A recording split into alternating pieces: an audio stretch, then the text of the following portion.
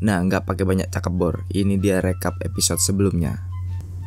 Episode yang lalu, episode 3, berfokus pada prajurit Albert Blythe yang berjuang dengan shell shock dan pukulan mental dalam pertempuran. Meski Dick Winters dengan sabar terus menyemangati Blythe untuk berfungsi sebagai tentara sejati.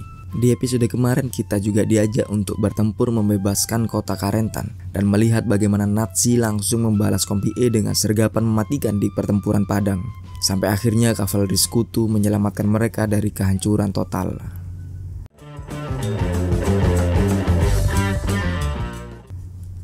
Dan episode ini dibuka pada saat Kompi E bebas tugas, di mana Bull Randleman bercanda dengan Johnny Martin dan Bill Guarnir.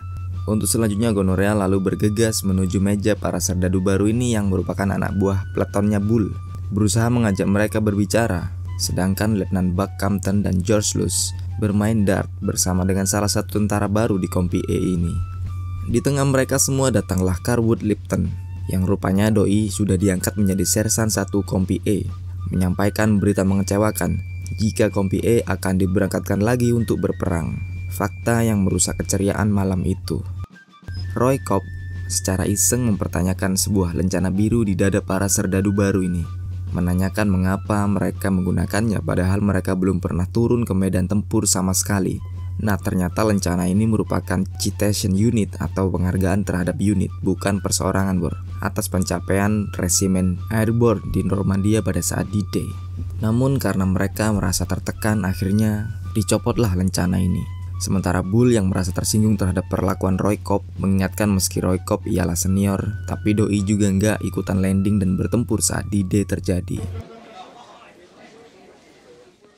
Market Garden ialah nama operasi kali ini.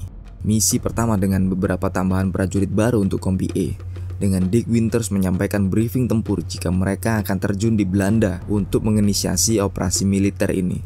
Sekali lagi Kompi E menjadi pionir yang bertugas pertama sendiri untuk membebaskan kota Eindhoven, di mana keberhasilan mereka akan menentukan kelancaran masuknya kendaraan lapis baja milik Inggris. Dan kali ini perintah turun langsung dari Bernard Montgomery, jenderal tua Inggris yang terkenal itu bor. Dan jika misi ini berhasil, Jerman akan dipenuhi oleh tank-tank milik sekutu, dan bakal terjadi kemungkinan jika perang akan berakhir bersamaan dengan datangnya hari Natal. Hari penerjunan pun tiba, pasukan bersiap-siap atas kelengkapan mereka masing-masing. Popeye Wynne muncul di waktu yang tepat, menumpang jeep idola kita bersama yaitu Kapten Sobel. Hah, ini ialah pemandangan jelek dan ngapes-ngapesin Kompi E sebelum berangkat perang nih bor. Di sudut lain, para serdadu-serdadu jagung ini sedikit kebingungan mengenai persiapan mereka sampai Cobb sok-sokan mengajari mereka bertindak praktis agar bisa langsung bertempur saat mendarat nanti. Dan setelah itu, Bull Randleman yang tahu kalau anak buahnya kebingungan langsung benerin perlengkapan mereka. Sobel yang kini jadi ngurusin suplai dan logistik sekutu nih rupanya masih pengen dipandang tinggi oleh Kompi E. Ini terbukti ketika doi sengaja mencari gara-gara dengan Malarkey yang lagi asyik ngamatin sepeda motor di atas truknya. Where'd you find it? Sergeant, that motorcycle is United States Army. Satu-satunya kabar baik hari ini ialah kemunculan Popeye Wynne yang disambut happy oleh Lipton. Padahal Popeye seharusnya nggak boleh balik perang dulu bor, soalnya doi punya bokong masih berborok dan belum sembuh. Namun Popeye mengungkapkan kalau doi pingin ikutan fighting karena nggak mau ditugaskan di kompi lainnya.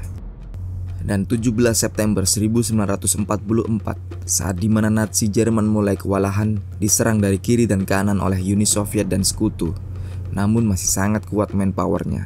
Di hari ini Kompi E mendarat dengan lancar di Eindhoven, negeri tulip Belanda. Sekali lagi Bull mendapati salah satu anak buahnya, kali ini yang bernama Hershey, sedang kesulitan melepas parasutnya. Dan Bull pun dengan cepat membantu juniornya ini, bener-bener sayang anak nih si Bull. Nah, Bull ini bor, salah seorang tentara yang cukup serius dalam tugas-tugasnya. Doi dipanggil Bull atau Banteng karena memang badannya yang segede banteng dan kekuatannya yang edan ini. Bull merupakan salah satu tentara andalan Kompi E dan merupakan pemimpin skuad yang tangguh di medan tempur. Selain itu, Bull memiliki sisi lembut dan perhatian terhadap para anak buahnya. Akhirnya pinggiran kota Eindhoven pun tiba di depan mata Kompi E. Para pasukan segera masuk dengan tetap waspada bor, tapi ternyata yang mereka takuti nggak terbukti. Dan di pusat kota Eindhoven, rakyat tumpah ruah dengan nuansa oranye memenuhi sudut mata. Gegap gempita, riang gembira dan penuh harapan warga Eindhoven menyambut kedatangan serdadu sekutu ini. Kompi E dielu-elukan bagaikan pahlawan pulang ke kampungnya. Namun terjadi pemandangan yang ironis kala wanita-wanita Belanda yang ditengarai menjadi gundik Nazi dibawa dan dihukum di depan publik secara memalukan. Semuanya larut dalam kegembiraan ini terkecuali beberapa pemimpin peleton dan perwira yang terlihat sedang menunggu sesuatu. Khawatir jika mereka akan berada di Eindhoven sampai malam hari, Dick menginstruksikan kepada Harry Wells untuk menyiapkan pengintai di pinggiran kota. Sampai akhirnya datanglah Van Koik, salah satu representatif dari para pemberontak Belanda yang akan membantu Dick Winters CS mengamankan salah satu jembatan vital di sana untuk digunakan penyeberangan tank sekutu. Nah, sementara itu tank-tank Sherman milik Inggris pun akhirnya memasuki keramaian kota.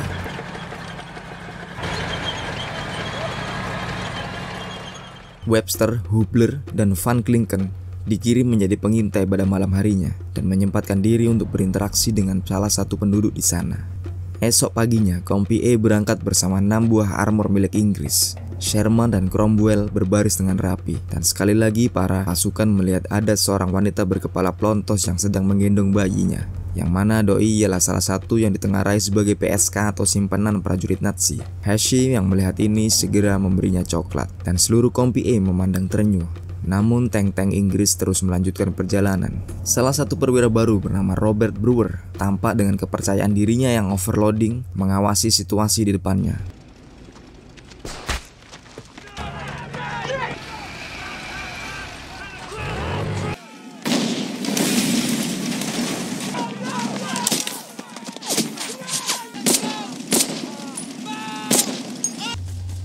Dalam pertempuran ini anak buah Bull, para serdadu baru ini masih tetap kelihatan nggak tahu kudu ngapain sampai akhirnya Bull memerintahkan mereka untuk terus bergerak maju dan mengambil posisi serang.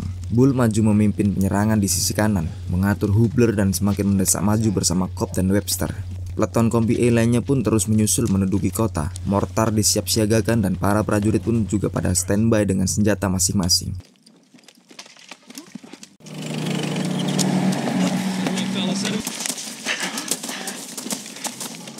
Sementara skuad Johnny Martin berhasil mendapatkan cover perlindungan yang lumayan oke di teras rumah orang. Di sisi lainnya, Bull berusaha melanglang sendirian, solo rank dan menuju ke depan, membawa tubuh besarnya mengendap-endap dan ternyata di depannya sudah teronggok mesin raksasa Jerman, yaitu tank Tiger yang sedang duduk santai dalam kamuflase topi jeraminya. Di mana Johnny Martin di sisi seberang rumah juga telah mengetahui kendaraan horor ini. Khawatir jika konvoi kavaleri sekutu bakal disergap cuma-cuma oleh tank Tiger, Martin segera beredar ke belakang, memperingati joki Inggris ini yang sayangnya berlawanan dengan perintah mereka. Ngeyel juga nih joki tank. Maka nggak kaget jika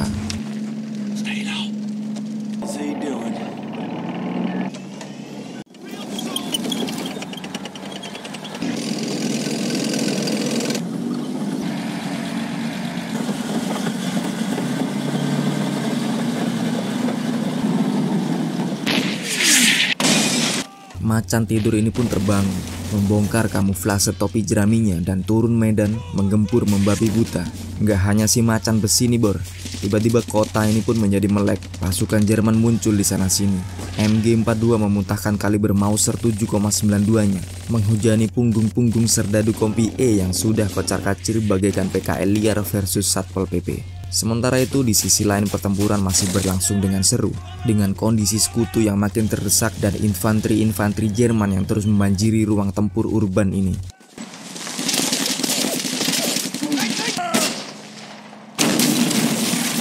Ini diperparah lagi dengan armor susulan tank destroyer, yaitu Jack Panther beredar pula masuk ke medan dan gak bilang-bilang langsung main tembak menghancurkan salah satu Sherman sekutu. Apesnya, Bull yang terlambat lari terjebak di tengah chaos dan tawuran kavaleri logam ini jatuh ke parit.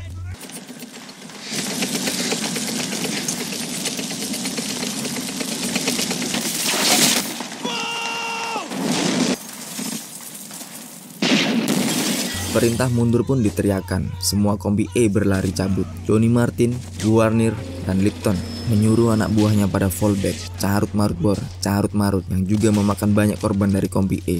Buck Compton kena peluru di pantatnya. Tapi Compton yang tahu kalau badannya gede ini malah pengen ditinggalkan aja, biar bisa mati jihad membela negara. Namun kawan-kawannya nggak sampai hati nuruti perintah letnan kesayangan mereka ini.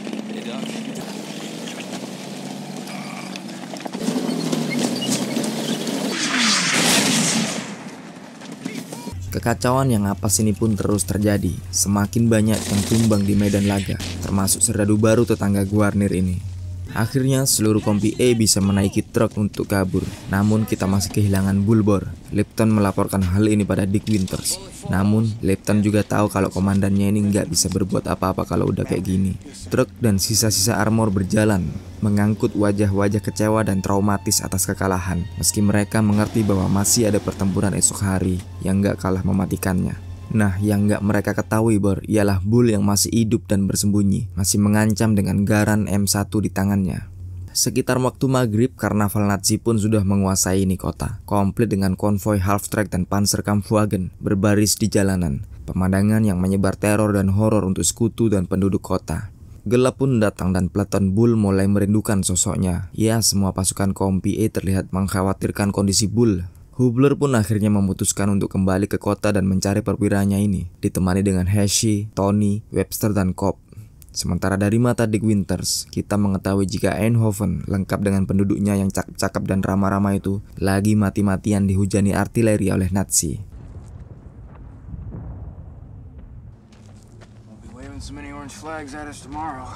Sementara Bull berhasil mendapatkan posisi di kandang penuh jerami milik warga lokal. Beruntung bagi Bull, seorang bapak dan anaknya datang, dan meski mereka sempat berselisih paham, pria tua ini pun merawat Bull. Saat mereka bertiga berada di dalam kandang, di luar datanglah patroli Jerman dengan sebuah Half-Track dan sepeleton Nazi. Beberapa tentara Jerman sempat memeriksa kandang, membuat Bull seketika menyala alarmnya dan bersiap berduel.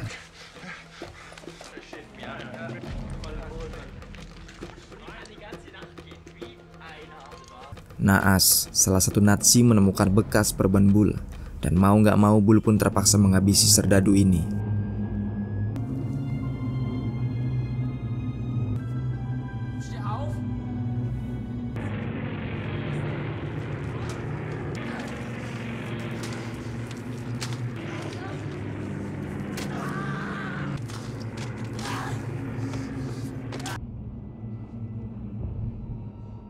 Hari berganti pagi dan Bull masih berdiri tegak Bor. Secara kebetulan Doi juga bertemu dengan Jeep Reconnaissance milik sekutu yang lantas membawanya pulang. Dan di tengah jalan Bull bertemu dengan 5 orang anak buahnya yang masih mencarinya dari kemarin malam.